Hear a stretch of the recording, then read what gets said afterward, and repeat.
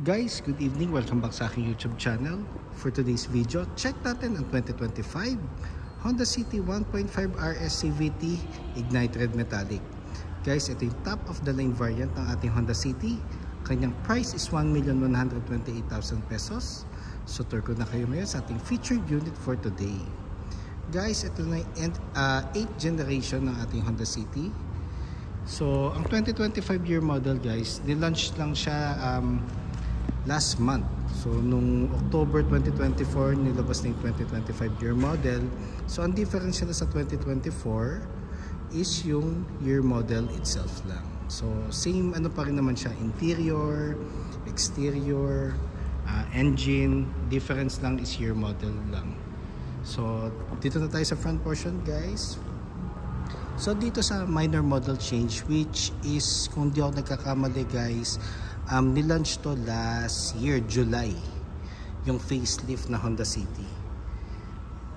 So nakaano na tayo, guys, LED headlights with daytime running lights, then LED fog lamps,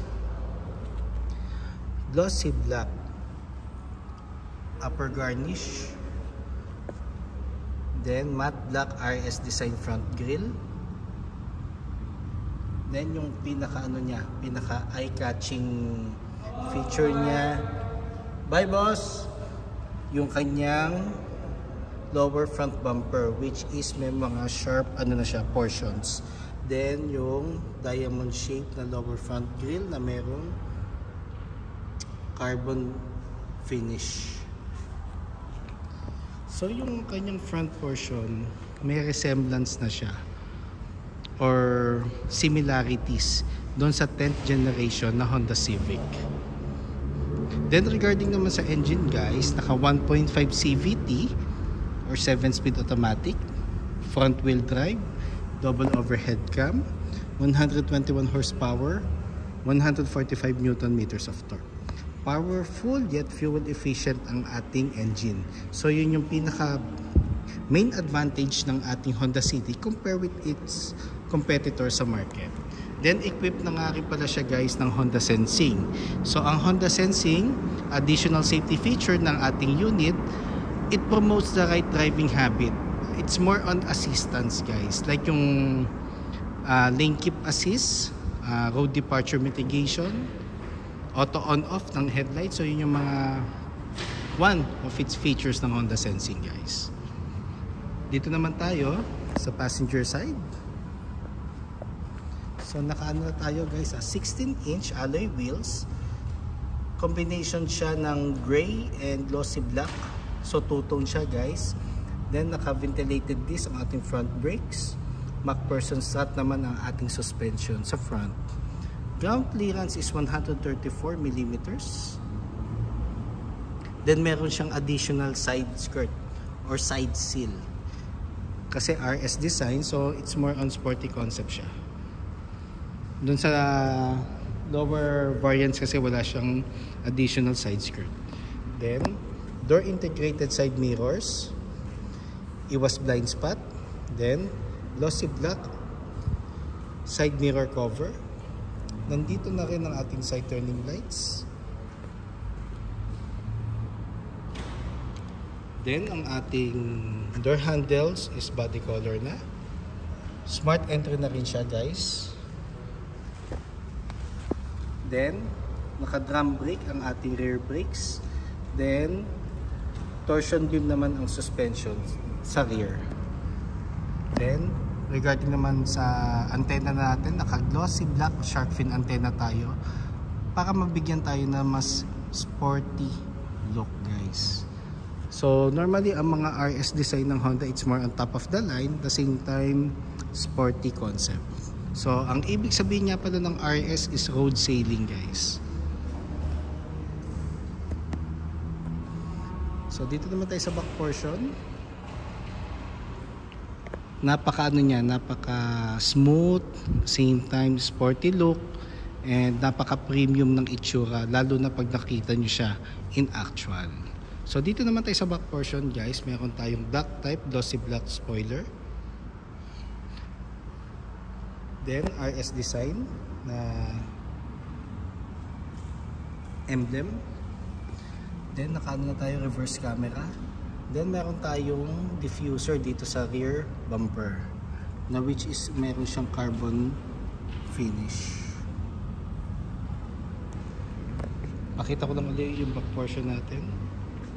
Then nakaano na tayo guys naka LED taillights na rin tayo. So ang maganda dito guys, yung taillights mo malaki. So nandito siya sa back portion hanggang dito sa may side, para mas visible tayo lalo na paggabi. Then meron tayong 519 liters of cargo space. Quick review lang to guys, kasi may mga previous vlogs na rin naman ako, para makita nyo lang in actual yung ignited metallic guys. Then meron na tayong spare tire with tool set. Dito yung jack.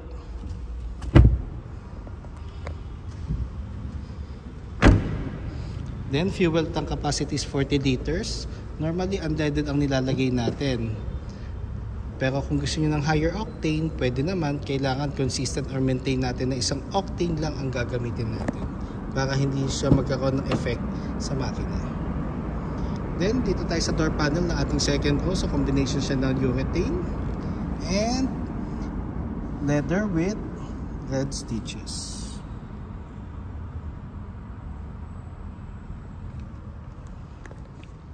Then ang ating materials for the seats is full genuine leather guys. Tapos meron tayong armrest dito with 2 cup holders. Then ang ceiling natin is black.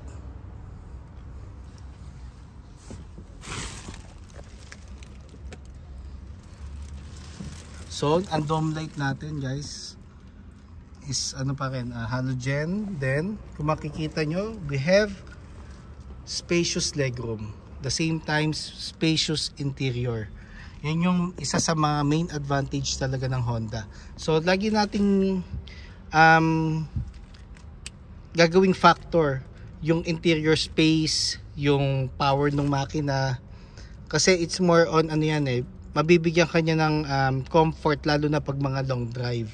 And kunwari mga sobrang pa-uphill, kailangan yung engine mo is malakas para hindi ka mabibitin or mahahang, lalo na pag nasa gitna ka na ng uphill. Friendly reminder lang yun guys. So lagi tayo maging resourceful pagdating sa mga specs ng sasakyan. Then meron tayong aircon vent dito sa middle section with 2 charging ports. So normally kasi before, pag mga mid-size sedan, wala siyang aircon vent Then makikita mo na yung mga aircon vent normally sa mga top of the line na sedan, like yung mga Accord, Camry. Ngayon si Honda ginawa niya kahit city meron na, which is a good thing. So yung value for money, worth it naman para sa mga vehicle owners. So pasyal na tayo guys dito sa ating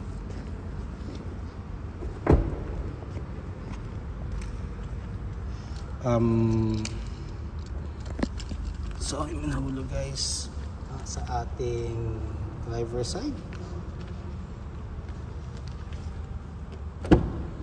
So dito guys, ang binibigay namin lagi sa clients namin is 2 smart key. So mas maganda lagi natin siyang isa-safe keep kasi medyo mahal to pag nawala. So lagi ko lang ina-advise na ang smart key is alternate ang paggamit, normally 2 to 3 months, para at least yung battery life ng another or extra smart key is hindi agad ma-drain. So dito naman tayo sa door panel ng driver seat. Nandito na yung buttons natin, power folding side mirrors, adjustment ng mirrors. Dito na, ito yung knob, then central door lock, window lock, and window switches. PSI guide or tire pressure is lagi nandito sa gilid ng ating driver seat. So normally 32 sa harap, 30 naman sa likod. Then meron tayong lever dito for the compartment. Then sa baba naman is yung gas lid and for the hood. Then meron tayong height adjustment para sa driver seat. Una tayo guys.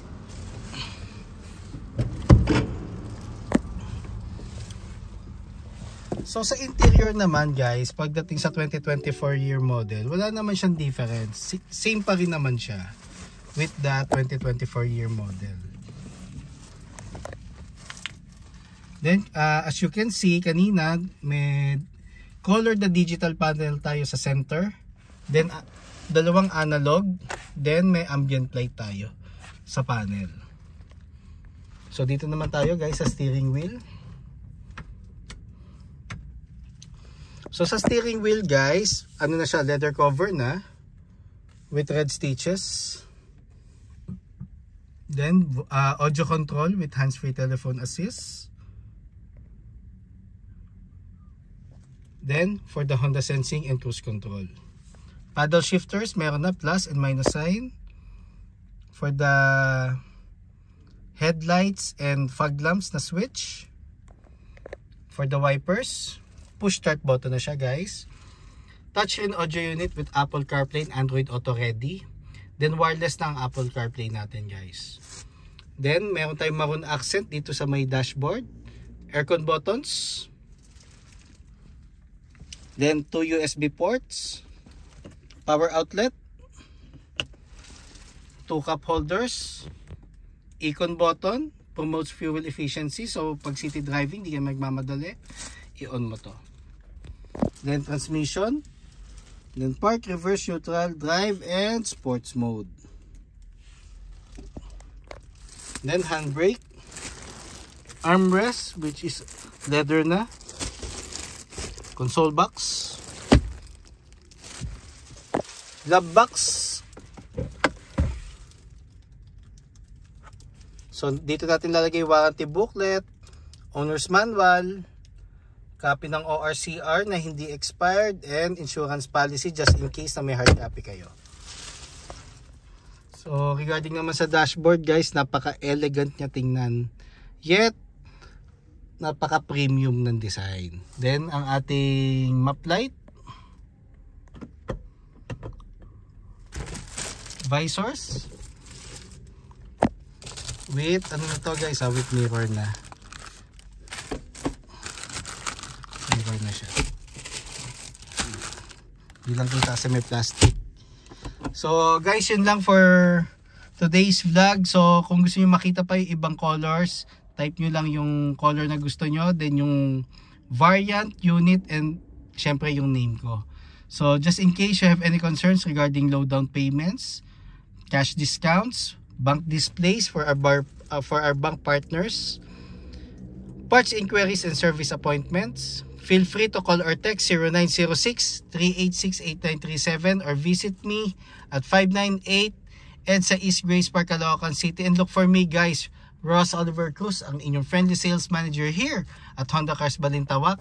Looking forward to meet you here guys and render my services to you. Kindly subscribe na nga rin pala sa aking YouTube channel para maging updated sa mga susunod na videos. And pa-follow na rin sa aking Facebook, Ross Oliver Cruz, and aking Facebook page, Honda Cars Balintawak Best Deals by Ross Oliver Cruz. Yun lang guys. Thank you and God bless.